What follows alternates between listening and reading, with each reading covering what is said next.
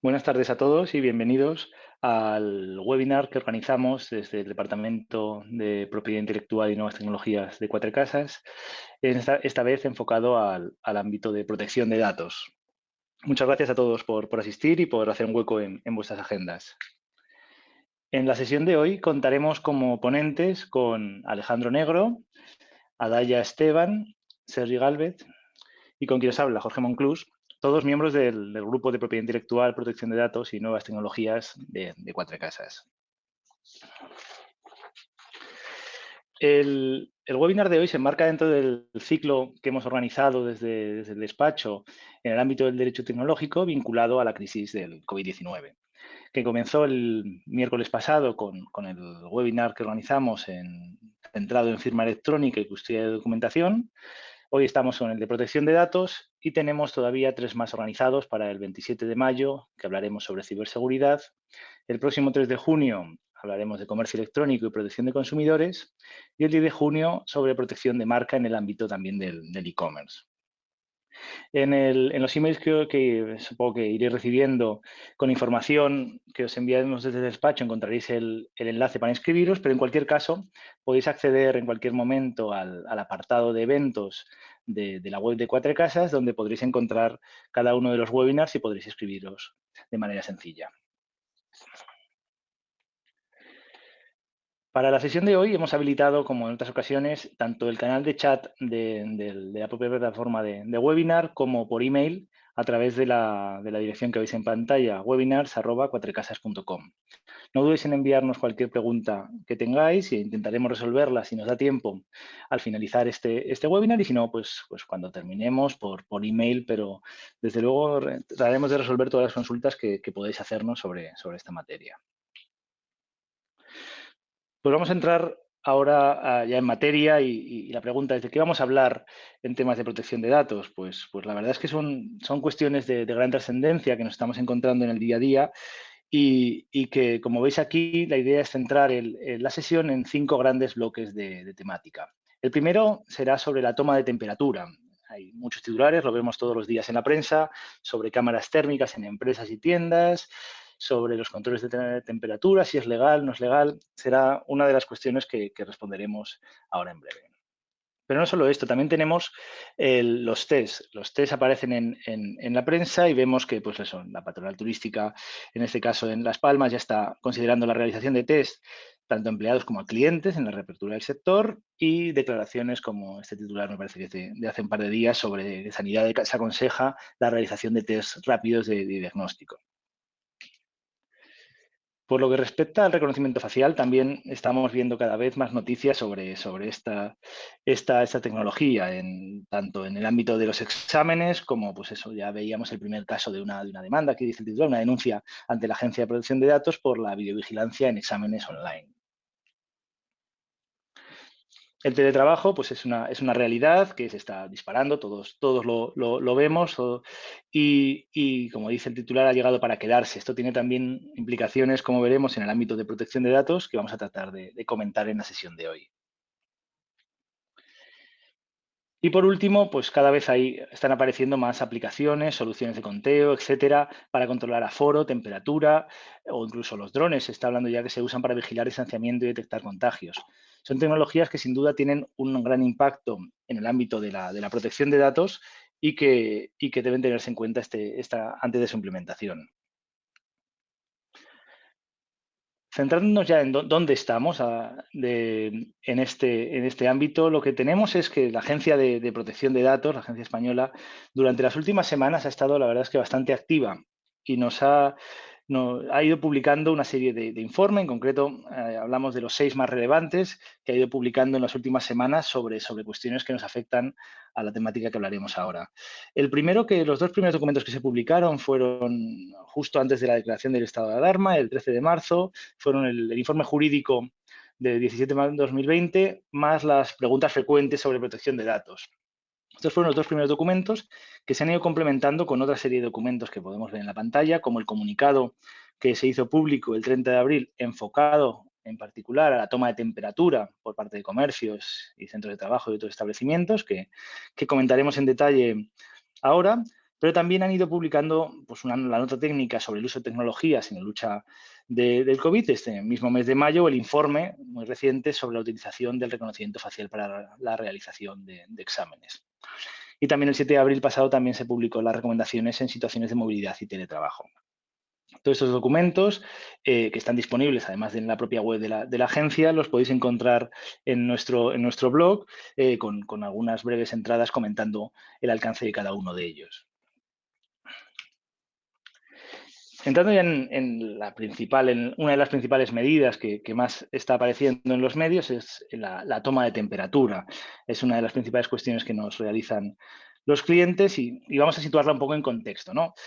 Al final es una medida que se está extendiendo debido a la crisis sanitaria que estamos teniendo y con una implicación, desde luego, muy relevante en el ámbito empresarial, ya que está afectando sobre todo a empleados, pero también a contratistas y se está valorando también el hecho de implementar esta medida, esta toma de temperatura, a visitantes. Lo que tenemos que tener en cuenta, en primer lugar, es que la toma de temperatura lo que supone es una recogida de un dato de salud. Al final es un dato personal, de carácter personal, vinculado a una persona física identificada o identificable y como que en el marco del artículo 9 del reglamento encaja dentro de la categoría especial de datos, con una protección, digamos, reforzada cuando recogemos este tipo de datos. Al final estamos ante un reconocimiento médico. No podemos olvidarnos que, igual que los test, lo que se hace es tomar una variable de salud para poder realizar aunque sea parcial, aunque sea limitado, un reconocimiento médico a un empleado o a un tercero. Y lo que constituye al final es una medida de vigilancia de la salud que debemos tener en cuenta que afecta a la intimidad de la persona. Esto es algo muy relevante y desde el punto de vista de protección de datos es básico tenerlo en cuenta. Aquí, ¿qué tenemos? Pues la Agencia Española de Protección de Datos ha ido, de alguna forma, matizando su posición y en los documentos que veis en pantalla, en los que hemos comentado antes, ha ido, de alguna forma, poniendo de manifiesto los riesgos que desde el punto de vista de protección de datos genera o puede generar la implementación de este tipo de medidas. Habla de falta de sensación de seguridad, sobre todo incidiendo, y es algo muy relevante, que incide en que no hay un criterio de las autoridades sanitarias que de alguna forma recomiende de manera clara o avale la toma de temperatura como una medida idónea para poder, de alguna forma, medir la afectación o no del virus en las personas. Esta cuestión que realiza la idoneidad del tratamiento va unida a la problemática que también está generando por la toma por parte de personal pues, que en algunos casos puede no estar cualificado y que es algo que también preocupa a la propia agencia de protección de datos. Pero no solo es esto, porque también habla, y ahí yo creo que estamos todos de acuerdo, en que existen riesgos de discriminación, estigmatización y luego, por supuesto, un riesgo de difusión o de fuga de información sensible. Lo veíamos, una noticia que aparecía en el día de hoy de una compañía aérea en el Reino Unido que había perdido datos de 9 millones de pasajeros. Está claro que no hablamos de estas cifras, esperamos que no, pero desde luego el riesgo de fuga de información existe en cualquier tratamiento de datos y debemos ser conscientes de ello. ¿Cuál es la legitimación? ¿Dónde tenemos que poner el foco? ¿No? Pues la legitimación, la agencia lo que hace es cuestionar la eficacia como medida de medida para evitar el contagio, perdón, y sujeto siempre a las autoridades sanitarias. Lo que establece es que en determinados ámbitos y sobre todo en el marco laboral, lo que puede ocurrir es que al final tengamos una base jurídica suficiente para poder utilizarla, que estará en la obligación legal de garantizar la seguridad y salud de los trabajadores.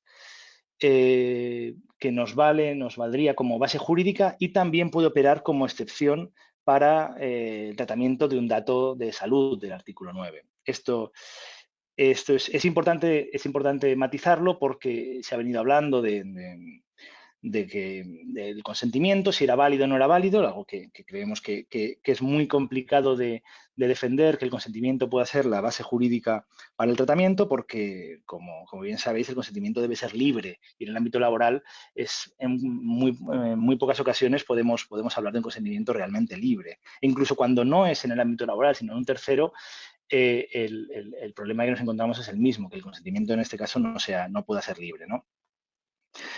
¿Qué consideraciones debemos tener en cuenta para poder adoptar esta medida? Pues en primer lugar, que esté prescrita y justificada por el Servicio de Prevención de Riesgos Laborales, bien sea propio o ajeno.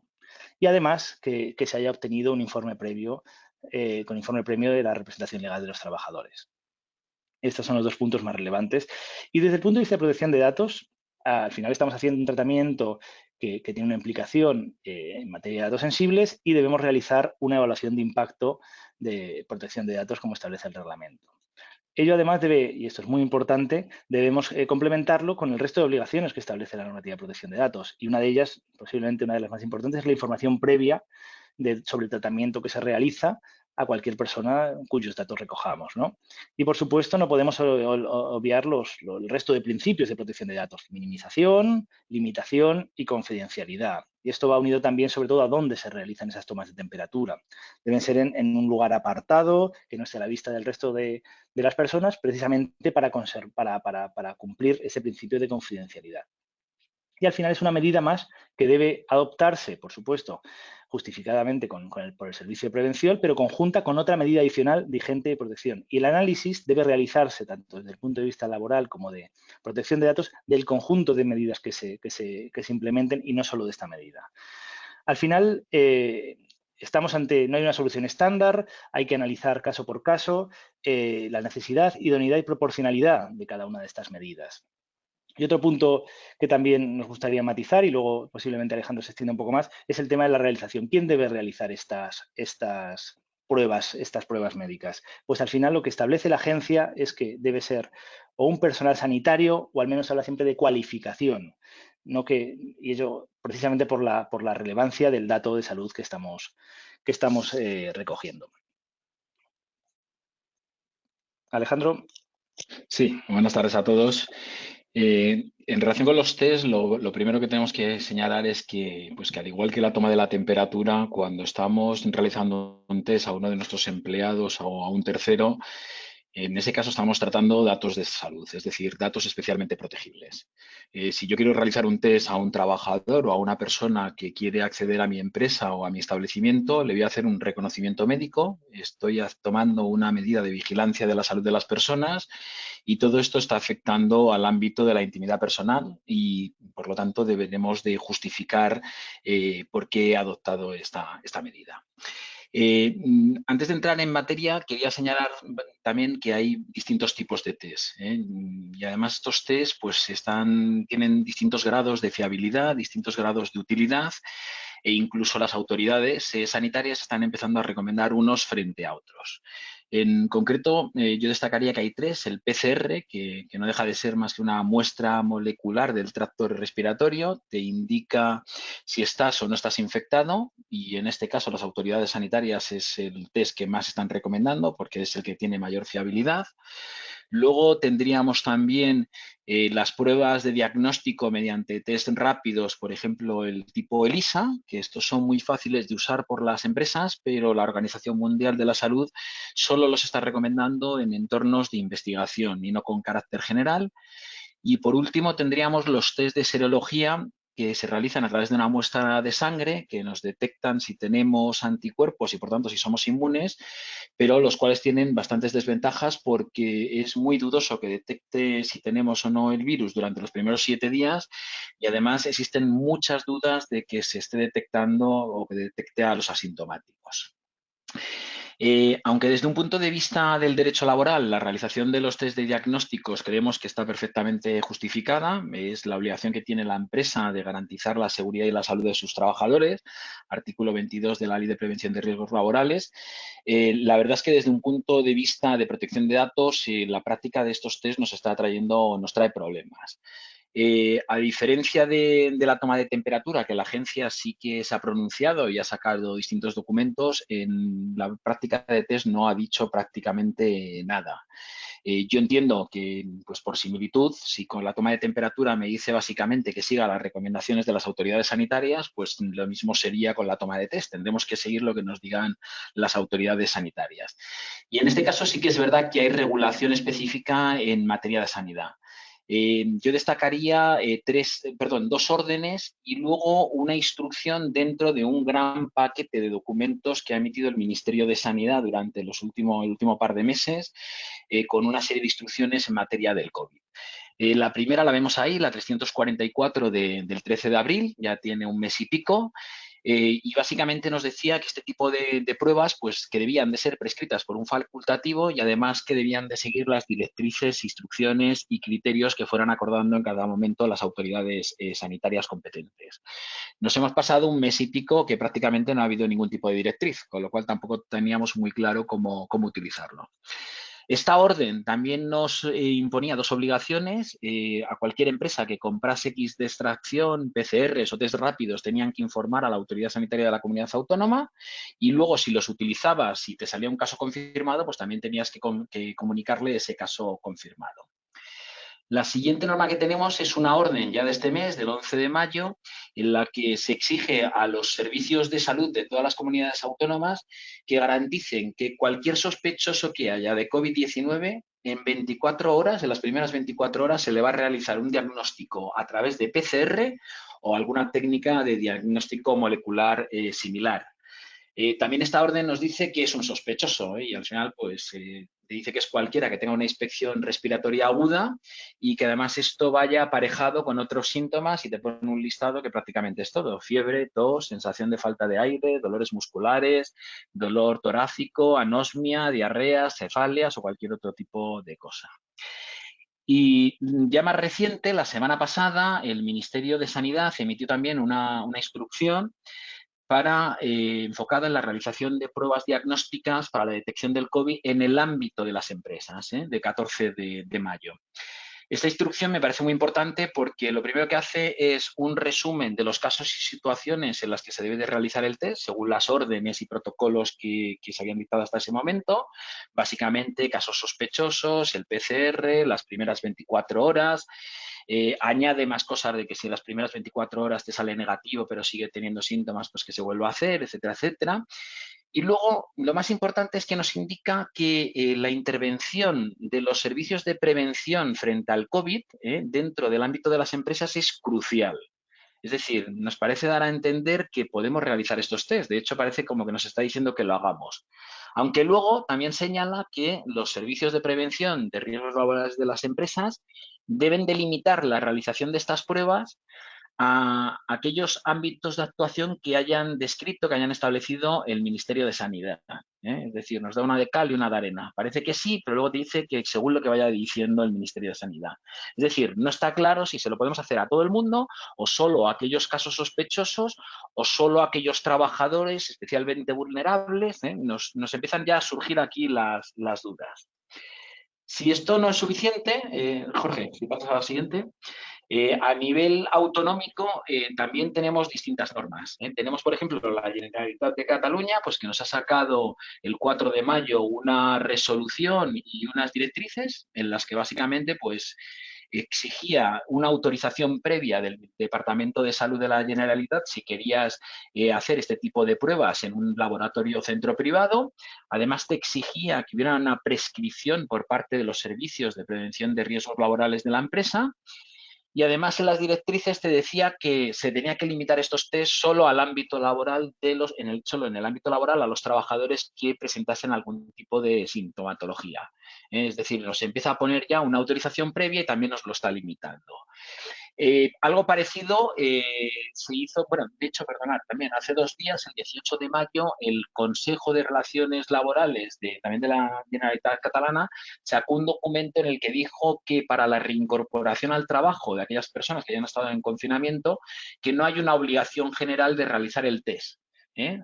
Sobre todo aquellas personas que no hayan tenido síntomas o que no hayan tenido contacto con personas de riesgo. Es decir, también lo está limitando, parece que lo limita a aquellas personas que hayan tenido contacto con alguien que haya tenido el virus o que estén demostrando algún tipo de síntomas.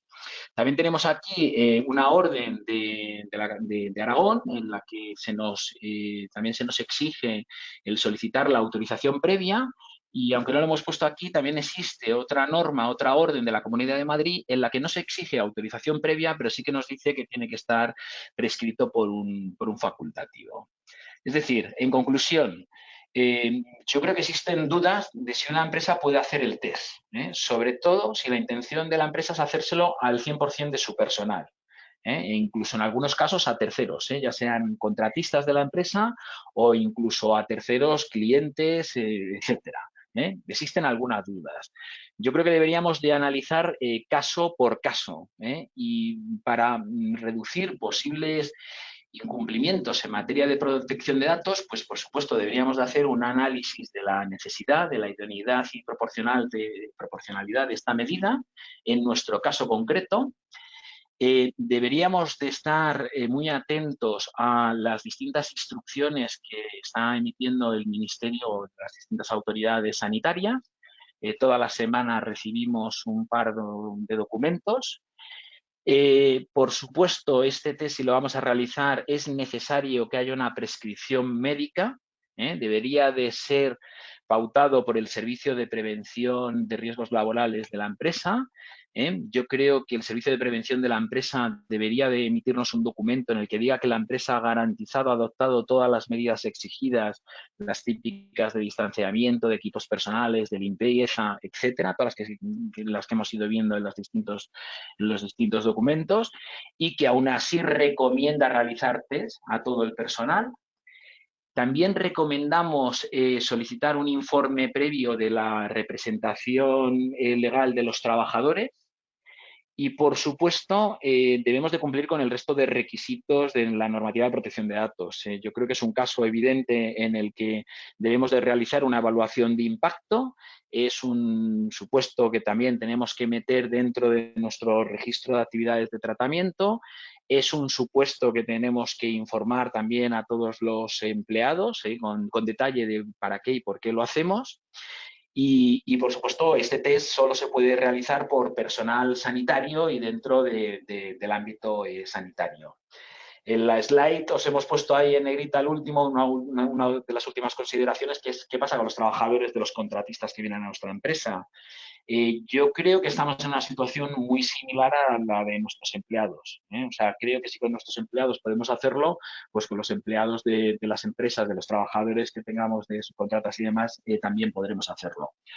Cosa distinta es si estamos ya hablando de terceros que no tienen una vinculación, digamos, laboral con nosotros. ¿Qué pasa con nuestros clientes? ¿Qué pasa con las visitas, con los proveedores que recibimos? Yo creo que aquí, por supuesto, hay que analizar caso por caso porque hemos visto tantos escenarios que en muchos de ellos creemos que no se puede, pero hay en algunos que como una medida que como la única medida de poder garantizar la seguridad y la salud de nuestros trabajadores, pues en algunos casos podríamos llegar a hacerlo.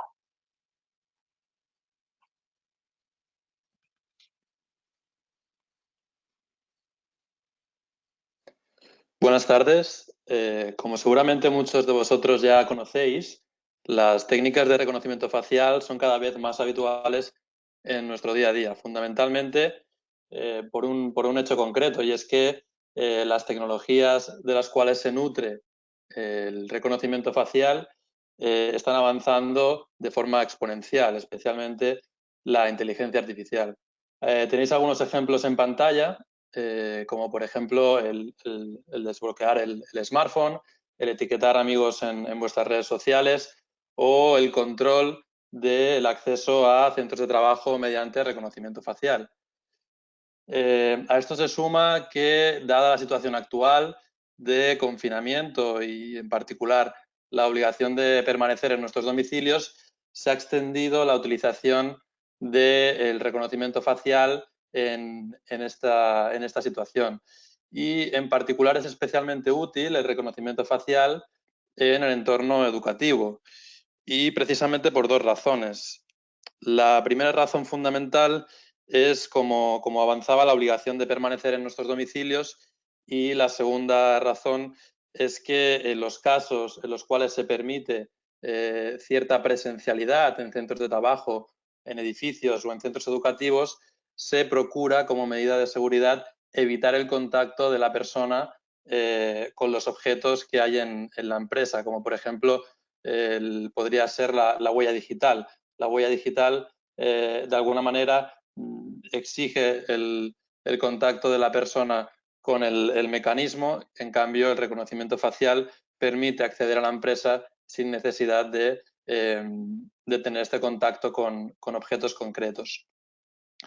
A continuación veremos brevemente 3 puntos o 3 pautas que es necesario tener en cuenta a la hora de utilizar el reconocimiento facial como medida de identificación en el marco de exámenes online. En primer lugar, veremos el marco legislativo básico. En segundo lugar, la opinión de la Agencia Española de Protección de Datos. Y en tercer lugar, veremos que también hay algunos supuestos de reconocimiento facial que van mucho más allá del derecho a la protección de datos y que afectan a otros derechos como el derecho a la intimidad o incluso la inviolabilidad del domicilio. Empezando por el marco legislativo, es importante recordar que estamos ante el tratamiento de datos biométricos en la medida en que el sistema de reconocimiento facial va a recoger rasgos faciales de la persona involucrada en este tratamiento. Como tal, los datos biométricos se consideran por el artículo 9 del Reglamento General de Protección de datos sensibles o datos de categorías especiales, que como hemos visto anteriormente al inicio de este webinar, exigen una protección reforzada a la hora de llevar a cabo el tratamiento. En este sentido, el informe jurídico 36/2020 de la Agencia Española de Protección de Datos entiende que existen 2 bases jurídicas principales para poder llevar a cabo el uso del reconocimiento facial como medida de identificación en exámenes online. En primer lugar, se habla de la existencia de un interés público que de alguna manera reside en el interés y en la obligación de tener una educación para todas las personas que residen en el territorio español. Este interés público, no obstante, debe ser complementado con un interés público esencial, que es una de las excepciones que prevé la normativa para el tratamiento de datos sensibles. En segundo lugar, la Agencia Española de Protección de Datos entiende que en algunos casos, y ahora lo veremos en la siguiente slide, el consentimiento puede ser también una base jurídica siempre que cumpla con algunas características. Por ejemplo, y como veremos más adelante, este consentimiento debe ser explícito y libre. En cuanto a la primera base jurídica que anunciábamos, la Agencia Española de Protección de Datos entiende que este interés público esencial debe basarse en una norma con rango de ley que justifique de forma específica en qué supuestos la identificación de los alumnos mediante reconocimiento facial responde a un interés público esencial.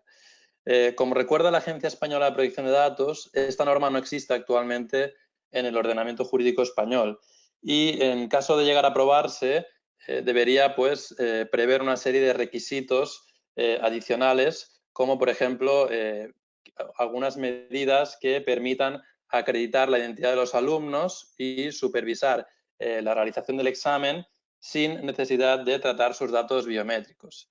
También esta normativa debería prever las garantías técnicas, organizativas y de procedimiento para asegurar el cumplimiento de los principios de la normativa de protección de datos. En cuanto a la segunda base jurídica, que es el consentimiento, o que podría ser, mejor dicho, el consentimiento de los alumnos, la Agencia Española de Protección de Datos recuerda que este consentimiento ha de ser en todo caso libre. ¿Y qué significa que sea libre este consentimiento? Pues al fin y al cabo significa que es necesario que los alumnos tengan a su disposición la posibilidad de realizar el examen en una situación en la que no sea necesario emplear técnicas de reconocimiento facial, ya sea bien presencialmente o a distancia, pero sin llevar a cabo un tratamiento de los rasgos faciales o de sus datos biométricos. Además, El reconocimiento facial, en el caso del consentimiento, se indica expresamente por la Agencia Española de Protección de Datos que el alumno en ningún caso puede ser perjudicado. Es decir, que si el alumno decide no dar el consentimiento, en ningún caso se va a poder impedir que el alumno lleve a cabo el examen.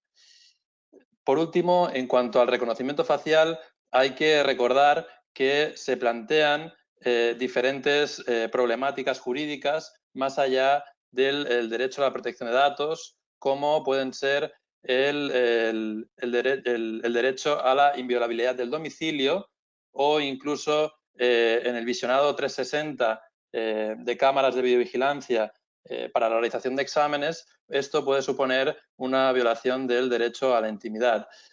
Por todo ello, tenemos que tener una perspectiva en conjunto a la hora de decidir qué tipo de tecnología utilizamos para revisar el buen funcionamiento de estos exámenes online. La agencia, y por último, también destaca que en el caso de llevar a cabo este reconocimiento facial, por supuesto, se deberá analizar la proporcionalidad a través de una evaluación de impacto y recuerda que el Gobierno ya ha iniciado un plan de desescalada en el cual va a ser posible a corto plazo poder acudir presencialmente a los centros educativos.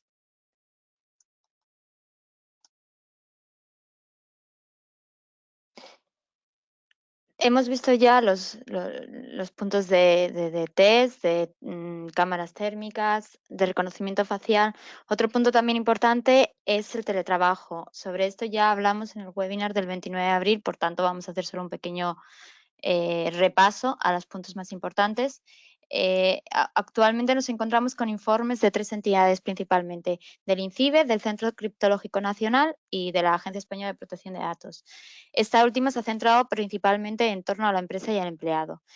Otros ejes temáticos también son la documentación y el entorno de trabajo, la red o la conexión a Internet, los sistemas operativos y los dispositivos utilizados y las soluciones y las apps que se instalan en estos. Por ser lo más importante, hacemos un repaso breve de las cuestiones más relevantes en este aspecto. Por una parte, en torno a las relaciones entre empresa y empleado, la Agencia Española de Protección de Datos hizo hincapié en la necesidad de que existiese un acuerdo de teletrabajo, una política o código, bueno, una política o el código telemático que utilizase, incluyese el tema del teletrabajo, formación a los empleados, un control de las restricciones de accesos por tipo de roles, por la ubicación en la que se encuentre, la utilización de políticas de Bring Your Own Device, y que en temas de brechas de seguridad todos los empleados tuvieran conocimiento de un punto de contacto al cual pudieran remitirse para estos temas. En relación con el resto de ejes o documentación, conexión a Internet, etc., quizás lo que llame más la atención es el tema de la videoconferencia. Sobre esto también el Centro Criptológico Nacional emitió un informe individualizado sobre el uso de la aplicación Zoom. En el tema de la videoconferencia se hizo hincapié para evitar actividades como el Zoom Bombing, la utilización de un ID único, de una identificación única con una contraseña y un PIN único por reunión, por sesión, con la programación del número de participantes y con la utilización de un único organizador que gestionara la videoconferencia y a la vez la realización de las grabaciones con ello. Asimismo, se estableció que sería conveniente que se avisara de la entrada y salida de personas y bueno, también se deberá de tener cuidado con el tema de compartir documentos porque no sabemos en estas situaciones quién puede estar utilizando otro tipo de dispositivos para grabarse o para capturar imágenes de los documentos o copiar los documentos que se compartan. Hay otro tipo de medidas también más técnicas de seguridad de los sistemas que pasan por lo que todos conocemos de cifrado, trazabilidad de documentación, utilización de redes habilitadas, de espacios habilitados, perdón, redes privadas, control de accesos reforzados con doble factor de autenticación, etc. Por último, todo lo que hemos estado hablando hasta ahora es lo que se está viendo actualmente. No obstante, hay otro tipo de tecnologías, de soluciones que están surgiendo ahora mismo o que se les está dando mayor impulso y que se refieren más al futuro que a lo que hemos venido haciendo hasta ahora. Este tipo de soluciones buscan, por un lado, servir de medida de prevención y, por otro, de una de medida de seguridad. Aquí hemos puesto unas pocas. Hablamos de aplicaciones de geolocalización, tanto a nivel estatal como a nivel corporativo dentro de las empresas, tanto para temas de análisis de la movilidad, más bien en el ámbito estatal, como para el seguimiento de los contagios, la realización de autotest, solicitud de cita previa, etc. En este ámbito, lo más importante es ver si la información es anonimizada o no anonimizada, si se recoge información que se utilice para cruzarla con otras bases de datos de la empresa, por ejemplo, o con otras bases de datos que se tenga de otras cuestiones, y si la muestra y si la utilización de esta app es significativa, de manera que pueda ser eficaz como medida. Pero también estamos escuchando otro tipo de soluciones relativas a controles de aforo, mediante sistemas de conteo de personas con cámaras 3D y señales de alerta. En estos casos, un ejemplo de estos casos es FNAC, que ha avisado que lo podía utilizar. En principio no recogen datos y, por tanto, quedarían fuera de control de la protección de datos, pero siempre habrá que mirar cada una de las soluciones por separado. También están los escáneres de cuerpo, lo que en el sector textil, donde más se prevé utilizar o se está hablando de utilizar, llaman probadores virtuales, que si bien ya existían anteriormente con otro tipo de finalidades, en los próximos meses se prevé que pueda haber una aceleración. En estos casos se recaban solo imágenes del cuerpo, reconocimiento de datos biométricos también con la cara, habría que estudiarlo. Y también hay otros tipos de medidores de distancia social, principalmente mediante balizas o receptores en estos establecimientos públicos, pero también se están utilizando otras tecnologías como drones o brazaletes para diversas funcionalidades. Los drones tenemos desde lo que llaman drones pandémicos, que utilizan cámaras, sensores de temperatura, ritmo cardíaco, frecuencia respiratoria, como ha sido utilizado en Nueva York, o también para repartir comida o medicamentos, como en China, que en este último caso no debería haber tratamiento de datos, o informar a los ciudadanos de las medidas de contención o de confinamiento como se han utilizado en Madrid. Los brazaletes, en la misma medida, se están utilizando con diversas funcionalidades, incluida lo que se llama el Safe Hands, que es una investigación en torno a si la persona que lo está utilizando se lleva la mano a la cara. En todos estos casos, lo fundamental es, en primer lugar, saber si tratas datos personales. Y si los tratas, ver si es estrictamente necesario que los trates y si se puede limitar las funciones para que no recaben tantos datos personales o no recaben ningún dato personal.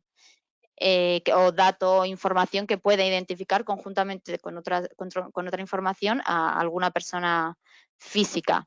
Es lo que hemos venido hablando hasta ahora y lo que se podía traducir en quién accede, para qué accede, durante cuánto tiempo, otras medidas, realizar este análisis o evaluación de impacto y aplicar las medidas de seguridad, minimización y limitación que hemos venido comentando.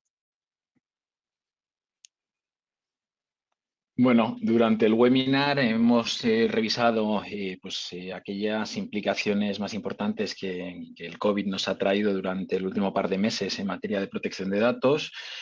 Hemos revisado también pues, algunas de las nuevas tecnologías que se están utilizando pues, para combatir también al COVID-19. Y aquí simplemente queríamos decirles algunas de los aspectos de los que podemos ayudarles desde el despacho. Por supuesto, en hacer estos análisis, estos test de necesidad, de idoneidad y de proporcionalidad, tanto en la toma de temperatura como en la realización de los test, decidir si se puede hacer a todo el personal o no se puede hacer a todo el personal, si se puede hacer a algún cliente o no se puede hacer. Revisar también las políticas de protección de la información específica para la situación de movilidad, la situación del teletrabajo en la que estamos todos viviendo, y revisar los acuerdos de teletrabajo que podamos tener dentro de nuestras empresas. Por supuesto, habría que actualizar los registros de actividades de tratamiento con todos estos nuevos tratamientos. Habría que realizar evaluaciones de impacto en bastantes de estos tratamientos. Tendríamos que mantener las comunicaciones a nuestros empleados o a terceros, informándoles sobre las políticas de protección de datos que estamos utilizando, carteles informativos, etcétera. Posibles comunicaciones que tengamos que efectuar a los representantes legales de los trabajadores en algunos de los casos. También estamos viendo que es muy importante, pues para, por ejemplo, la toma de temperatura, para realizar los test, pues revisar las soluciones tecnológicas o el tipo de test que nos están ofreciendo los proveedores. Hay que revisar qué solución, qué tecnología estoy utilizando y además qué contratos me están facilitando. Y, por supuesto, nunca podemos dejar de olvidarnos de que en toda esta materia uno de los aspectos más importantes es formar a nuestros empleados en general y, sobre todo, en seguridad del teletrabajo. También estamos ofreciendo pues, formación a empleados, aprovechando las nuevas tecnologías y el aprovechando que se puede hacer también desde nuestras casas. Con todo esto queremos agradecer a todos los asistentes el que hayan estado después de comer en este nuevo webinar de Quatre Casas del Departamento de Propiedad Industrial Intelectual y Nuevas Tecnologías. Aquí tienen los correos electrónicos de las 4 personas que hemos participado, de Jorge, Adaya, Sergi y de Alejandro, del que les está hablando. También les dejamos la dirección del blog de Quatre Casas de propiedad intelectual, donde pueden encontrar nuestros blogs, pues toda la actualidad en materia de propiedad industrial e intelectual, de todo lo que está surgiendo. Y les emplazamos al próximo webinar y a que nos manden todas las dudas y todas las preguntas que hayamos podido generar durante el webinar. Muchas gracias a todos, buenas tardes y cuidaros todos.